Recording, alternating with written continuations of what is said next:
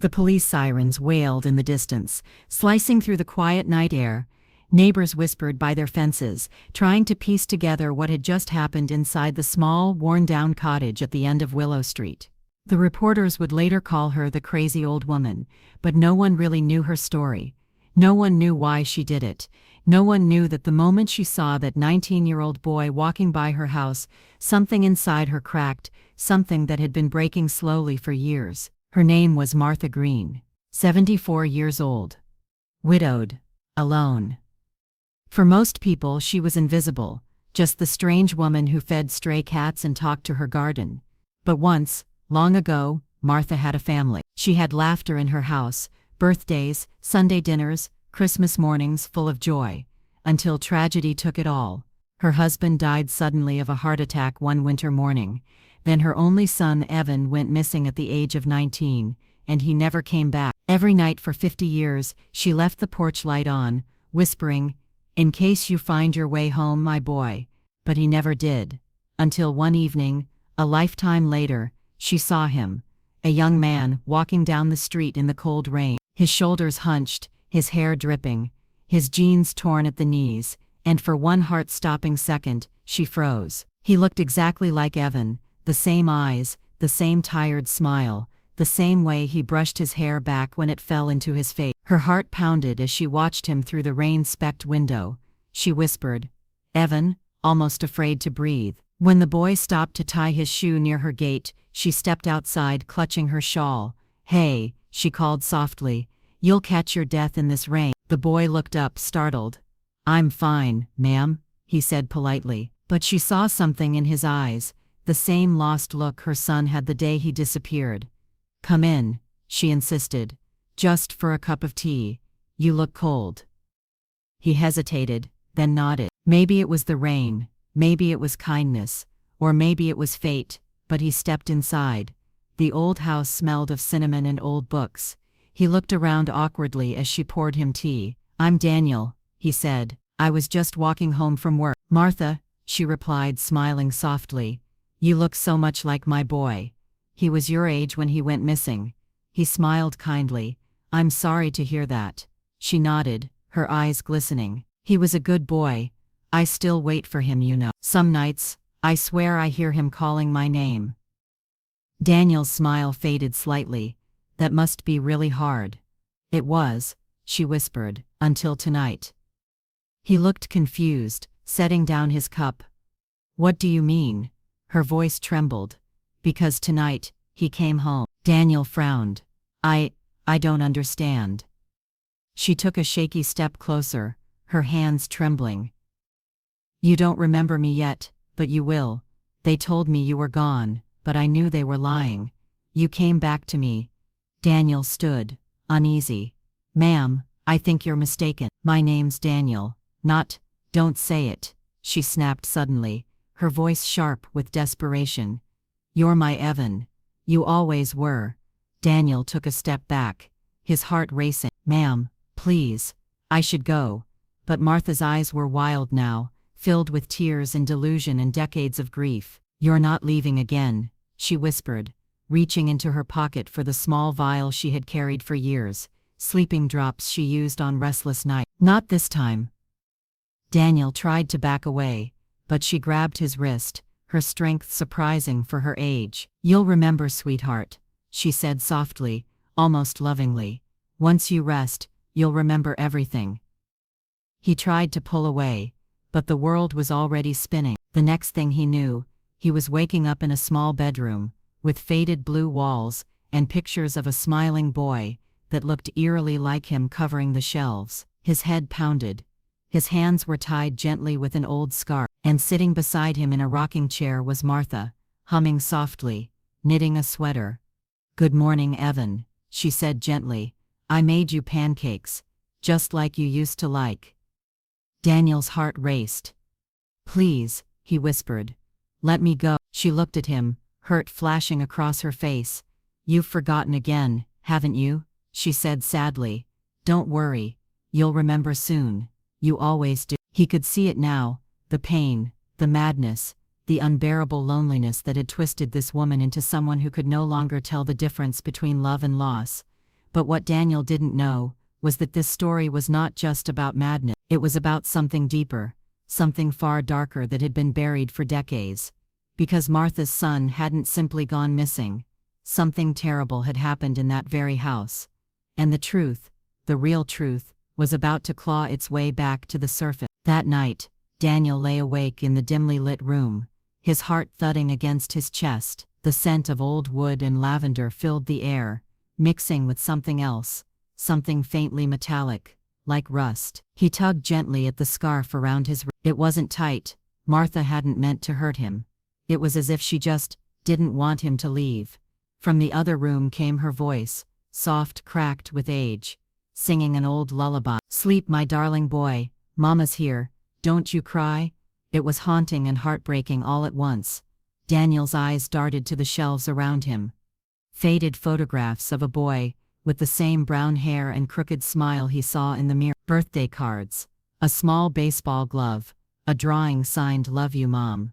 And then one photo that froze him, a newspaper clipping taped inside a frame.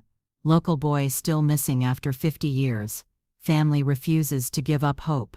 Beneath it, the picture of Evan Green. The resemblance was chilling. He swallowed hard and whispered, "Oh my God." A soft creak made him flinch. The door opened slowly, and Martha peeked in with a warm smile. "You're awake," she said, holding a tray with pancakes and syrup. "Your favorite. You always loved breakfast for dinner." He forced a weak smile. "Thank you, Mrs. Green. But I'm not," she interrupted gently, placing the tray on the table. "Shh. Eat first. Talking can wait." "Martha," he said carefully, his voice shaking, "I think you're mistaking me for someone else. I'm Daniel. I'm not your son." She froze. The kindness in her eyes flickered for a moment, replaced by something fragile and trembling. "Why do you keep saying that?" she whispered. "You said the same thing the night you left. You told me you needed space. You promised you'd come back. And now you have." Daniel's pulse quickened. "Your son? What happened to him?" She looked down, her hands trembling.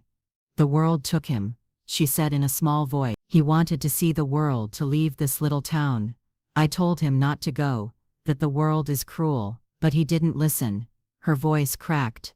"I got a letter once. They said he'd gone missing, but I know my boy, he wouldn't leave me. He couldn't. They just didn't look hard enough." Her eyes met his again, filled with desperate certainty. "But I did. I waited. Every night, I waited. And now you're here. Don't you see, Evan? You came back." Daniel's chest tightened. She was lost, trapped between grief and madness. But as he watched her trembling hands set the tray down, he saw something else too, a photo sticking out from beneath the tray. He leaned forward slightly and caught a glimpse of it. A picture of Martha holding a young man who looked eerily like Evan, but older. The date on the photo read, "That couldn't be right. Evan would have been in his 60s then." And in the corner of the picture, Daniel noticed something chilling. The same wallpaper that now surrounded him, the same blue paint. He looked up at her slowly. "Martha, who is this?" he asked quietly. Her face changed. For the first time she didn't smile. Her eyes darkened with something sharp. Fear, maybe, or guilt. She reached for the photo and tucked it away quickly. "That's nobody," she said softly. "You shouldn't look at old things. They bring back bad memories." But the tremble in her voice betrayed her. Daniel realized something she wasn't saying. Her son hadn't just disappeared. Something had happened right here in this house. And deep down Martha knew exactly what it was. Outside, thunder rolled across the sky, rattling the old windows. Martha stood there in the doorway, her frail hands gripping the frame. "Get some rest, sweetheart," she said, her tone too calm, too practiced. "Tomorrow we'll start fresh. You'll remember, you always do." When she closed the door, Daniel exhaled shakily and whispered to himself, "I need to get out of here." But as lightning flashed through the window, his eyes landed on something under the bed. A small wooden box, old, dusty, and locked with a thin brass latch. He reached for it, hands trembling. The lid creaked open. Inside was a stack of letters, all addressed to Evan Green. But the last one wasn't signed "Mom." It was signed, "Your brother." Daniel froze. Evan had a brother. And then at the bottom of the box he saw a faded photograph, that made his blood run cold. A picture of two young boys standing beside Martha. One of them was clearly Evan. The other looked exactly like him. Daniel's breath caught in his throat. His trembling fingers traced the edges of the old photograph. The boy beside Evan wasn't just a lookalike. It was him, the same sharp jawline, the same birthmark near the eye. It was impossible. He was looking at a picture that had to be at least 50 years old, but the boy in it looked exactly like him, like a reflection through time. His heart pounded. What is this? He thought. How could this be? Before he could process it, the door creaked open again. Martha stood there, her frail frame lit only by the flickering light from the hallway. In her hands she clutched a folded piece of paper. Her voice was soft. Too soft. You found it, didn't you? Daniel swallowed hard, trying to steady his voice. Martha, who is this? Who's the boy with your son? She stepped inside slowly, her eyes glassy with tears. You, she whispered. That's you. He shook his head. No, that's impossible. I wasn't even born then. You were, she interrupted, her voice trembling but firm. You were born that year. I had twins. Daniel's chest tightened as if the air itself had turned to stone. What? What did you say? She took another step closer, her shaking hand reaching toward him. You were both mine. Evan and you, my boys, but they told me you died the day you were born. The doctors said, you didn't make it. I buried an empty box, Daniel. An empty box. Her words came out between sobs. I never believed them. I knew they took you. I felt it here. She pressed her frail hand to her chest. A mother always knows when her child is alive. Daniel stumbled back, his mind spinning. Martha, that can't be true. My mother's name was Karen. I grew up in the city. My parents, were they your parents? She interrupted, her voice low. Or did they tell you they were? Her words sank like a knife into his chest. He remembered small things now, little fragments of his past that never made sense. No baby pictures until the age of 2, his mother avoiding questions about his birth, the strange way his father once said, we're lucky to have found you. Daniel stared at her, You're saying I'm your son? Martha's eyes softened, and a heartbreaking smile broke across her trembling lips. I searched for you for years. When I lost Evan, I thought I'd lost both my boys forever, but when I saw you walking past my house that night, I knew. I felt it in my bones. Daniel's knees felt weak, his thoughts collided. Disbelief, anger, sadness. So you took me, he said quietly. You drugged me, and locked me up because you think I'm your son. Martha's face fell. No, Daniel, because I know you are. The room fell into a suffocating silence. Rain drummed against the window, thunder rumbling like distant grief. Daniel looked at her, the truth too heavy to carry. Even if what you say is true, this isn't the way, he whispered. You can't hold me here. Tears filled her eyes. You don't understand. The last time I let my boy go, I never saw him again. Her voice broke completely. I couldn't lose another one. Daniel's heart ached. For the first time he didn't just see a crazy old woman, he saw a mother drowning in memories, trapped between love and madness. He took a slow breath. Martha, he said softly, if I'm really your son, then you have to trust me. You have to let me go. Her hands trembled as she gripped the edge of the bed. If I let you go, you won't come back. No one ever does. He stepped closer, his voice calm and gentle. If you keep me here, you'll lose me again forever. But if you let me go, maybe I'll come back. Not because you made me, but because I want to. Martha stared at him, her breath shaky. For a long moment she said nothing. Then her hand loosened around the photo, her shoulders sagged, years of grief pouring out in a single broken sigh. I just wanted my family back, she whispered. Daniel felt a lump rise in his throat. Maybe it's not too late, he said quietly. She looked at him one last time, tears glistening. You have his eyes, she said. My Evan had your heart, and you have his soul. With trembling fingers, she reached for the scarf around his wrists and untied it. Daniel stood slowly, unsure whether to run or stay. She gave a small tired smile. Go, she whispered. Go live the life both my sons never got to have. He hesitated, then took her hand and pressed it gently between his own. You're not alone anymore, Martha, he said softly. I'll come back, I promise. She smiled through tears. You sound just like him. When Daniel stepped out into the rain, The sky opened up, washing everything clean, the fear, the confusion, the years of sorrow. As he reached the road, he turned back once. Through the window, he saw Martha sitting in her chair, holding the old photo close to her chest, rocking slowly, whispering something he couldn't hear, but he knew what it was. It was a mother's prayer, the same one she'd been saying for 50 years, and for the first time in a lifetime, it had finally been answered, because her son, one way or another, had finally come home. The next morning, Daniel found himself standing outside the old farmhouse again. The storm had passed, and the world seemed eerily calm. Dew clung to the grass, the smell of wet soil filling the air. He turned to look at the small house one last time before leaving. Its windows reflected the soft glow of dawn,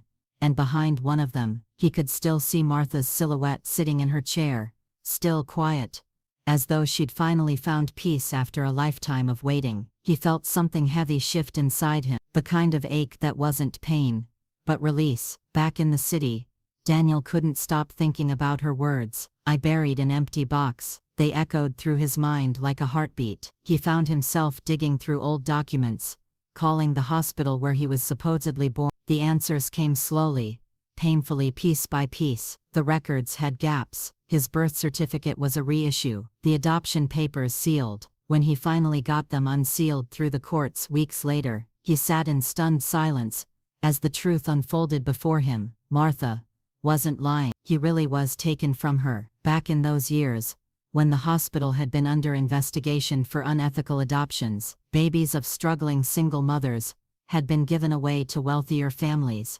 sometimes sold, sometimes forged into the system. Daniel had been one of them. He felt sick. Every lie, every silence from his parents, now made sense. They hadn't rescued him. They had bought him. That night, Daniel sat in his apartment staring at his reflection in the dark window. He looked just like the boy in the photo. He looked like Evan. He looked like her. He couldn't sleep. All he could think about was that lonely woman in that crumbling house, waiting half a century for her child to return. The world had called her crazy, but she had been right all along. 2 days later, Daniel drove back to the countryside. His heart raced the entire way. The house appeared through the fog just as it had before, quiet, still, surrounded by silence, but something felt different, too still, too quiet. He knocked on the door, calling out her name. "Martha, it's me, Daniel, I came back."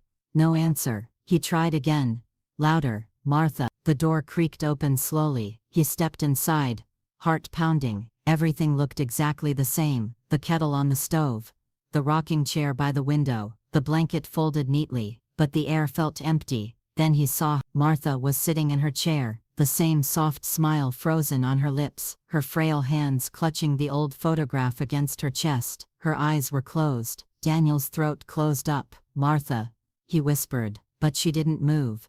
She was gone. He dropped to his knees beside her, tears falling freely now. "You waited, didn't you?" he said through sobs. "You waited until I came back." He sat there for a long time, holding her hand, the same hand that had trembled when she untied his bonds, the same hand that had once held him as a baby. The coroner said it was peaceful, heart failure in her sleep, but Daniel knew better. She hadn't died of sickness, she had died of peace. For the first time in 50 years, her heart had finally stopped hurting. At her funeral, Daniel stood by her grave under the same old oak tree that she used to talk about. Only a handful of people came, a few neighbors, an old nurse, who remembered her story, and as the wind rustled through the trees, he placed the photograph, the one of her and the twins, on her coffin. "Rest now, Mom," he whispered. "You don't have to wait anymore." He stayed there until the sky turned orange with sunset. A single bird landed on the branch above and began to sing, soft and clear. It sounded almost like a lullaby. When he finally walked away, Daniel felt something warm brush against his cheek, like the gentlest touch of a mother's hand. He smiled faintly,